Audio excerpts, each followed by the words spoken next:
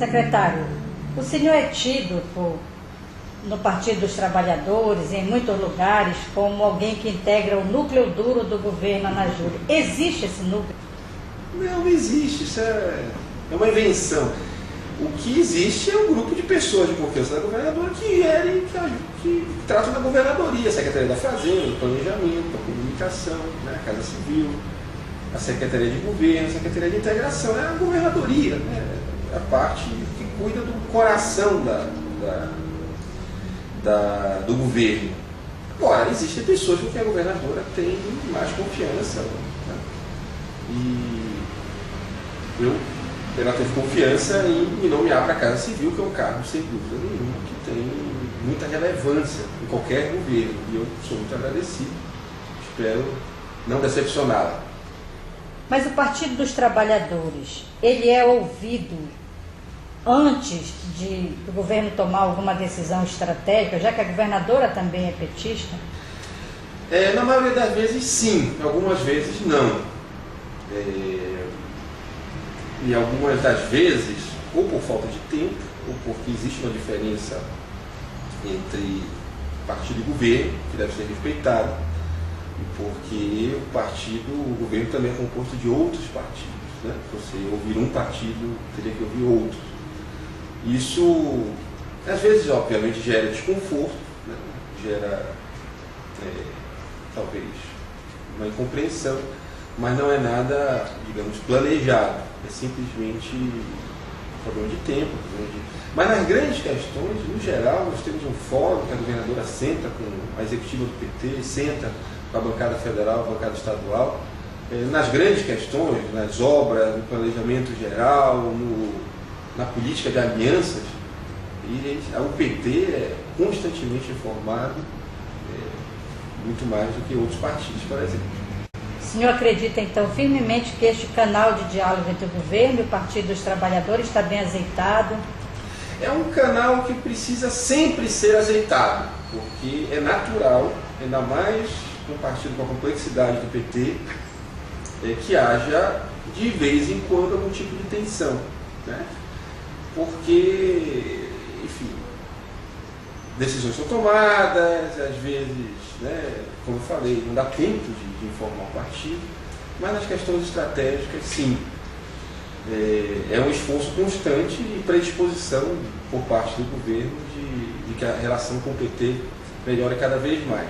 Acho que a nossa interlocução com os outros partidos da base aliada tem que ser fortalecida. Interlocução com o PSB, com o PCdoB, com o PDT, com o PR, com o PMDB, muito mais do que com o PT. Ou seja, o que é que eu quero dizer com isso? Que se nós tivermos que melhorar a interlocução, o centro da melhora da interlocução tem que ser com os outros partidos. Não estou dizendo que não tenhamos sempre que melhorar a interlocução com o PT, mas o centro da interlocução tem que fazer esse governo realmente, os outros partidos da base se sentirem representados na direção política do governo. Esse papel de interlocução do governo está muito na sua pasta, né, na Casa Civil. Não há um conflito entre o senhor ser candidato a deputado e chefe da Casa Civil? Olha, em relação à candidatura, se fala muito candidatura, é uma grande possibilidade no ano que vem. Tem vários companheiros que têm mencionado isso, têm falado. Isso não é uma hipótese em absoluto descartável, né? Tem se falado isso. Eu não vejo problema nenhum. Se você fizer uma pesquisa na internet sobre chefes da Casa Civil candidatos, ou secretários candidatos, isso você vai descobrir que isso é a regra e muito menos do que a exceção. Governadores e governadoras em outros estados, inclusive, estimulam candidatura de secretário porque eles podem fazer a defesa do governo. Secretários fazem política, eles articulam a base social, eles estão à frente de políticas públicas do governo e, por isso, candidaturas podem, se bem organizadas, se conduzidas, elas podem, dentro dos parâmetros legais, obviamente, tanto é que é absolutamente legal ser candidato, ser secretário, que você tem um prazo de desincompatibilização. Existe uma regra para isso, né? Então não tem grande drama associado a isso. Então, não há problema em relação a isso. Pega o governo federal, quantos ministros são candidatos, pega os governos estaduais, quantos secretários são candidatos. Isso não é a exceção, isso é a regra.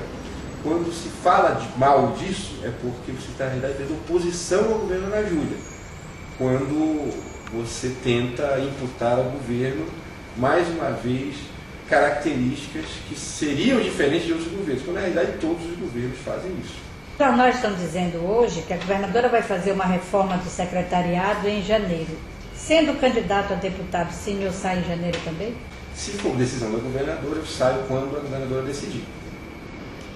E o senhor tem base social para ser candidato a deputado federal? Olha, as eleições vão dizer, para ser candidato basta querer, né? E o partido não aceitar. Então, se o candidato tem voto, são outros 500, só as eleições podem dizer. Agora, no PT, né, eu faço parte de um grupo que tem crescido, que tem representação social, tem representação dos sindicatos, lideranças políticas municipais importantes. Se vão votar no candidato que a corrente escolher, são outros 500. Espero que votem. Secretário, qual é a rotina de um dia normal do chefe da Casa Civil? Não tem rotina, digamos assim, né? A única coisa que eu sei é que eu acordo, vejo um túnel de luz na minha frente e uma luz que é o jantar muito distante, né?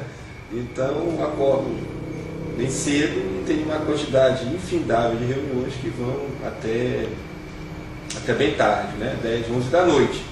Mas pelo jeito, conta o meu motorista, que foi motorista de vários chefes da Casa Civil, talvez eu seja, o fato de eu ter reuniões até 11 da noite seja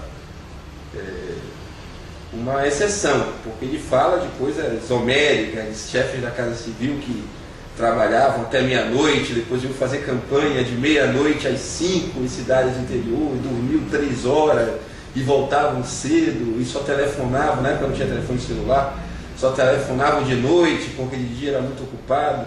Eu não faço parte dessa turma, eu defendo que as pessoas durmam no horário normal, mas infelizmente não consigo dormir no horário normal.